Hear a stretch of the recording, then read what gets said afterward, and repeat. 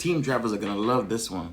The court has ruled that CRST team drivers must be paid for some hours in the sleeper berth. What's going on, steering holders? So if you guys don't know, since 2016, there has been a lawsuit from team drivers at CRST claiming that they weren't being fairly compensated for their time. And to give you the big picture, what's going on is this. You got team drivers. We all understand what team drivers are supposed to do. They're supposed to keep that truck moving.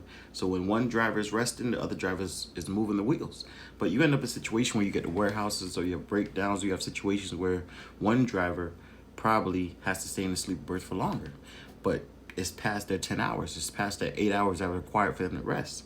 And they're not being compensated for that. So if that happens several times because you go to different places, your load isn't ready, or you getting unloaded, it takes a lot longer than it's supposed to, then you end up seeing that you're not making as much money as you're supposed to. The wheels aren't moving.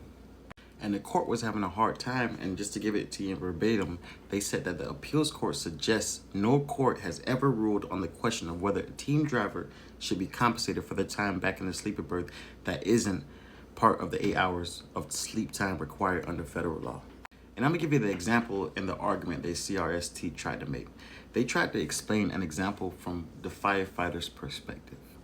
I don't know what firefighters got anything to do with this, but pretty much they were trying to explain that firefighters, they get to sit around, play cards, just enjoy themselves at the fire station until they're called to go into action.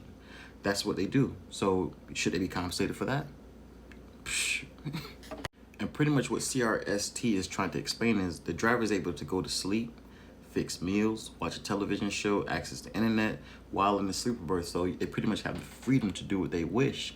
But it's not really true, because what the drivers are explaining is they're confined to this one space. They can't go anywhere.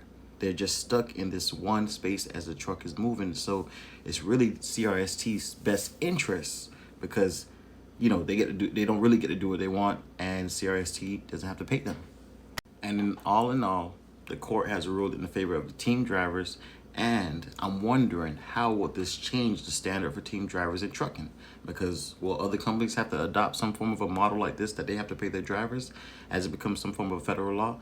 I'm not sure. I want to see what happens next. But what do you guys think? You guys think a team driver should be paid once the 8 to 10 hour shift is over, but he's not driving? Should he be compensated in some kind of way? You gotta let me know what you think in the comment section. Peace.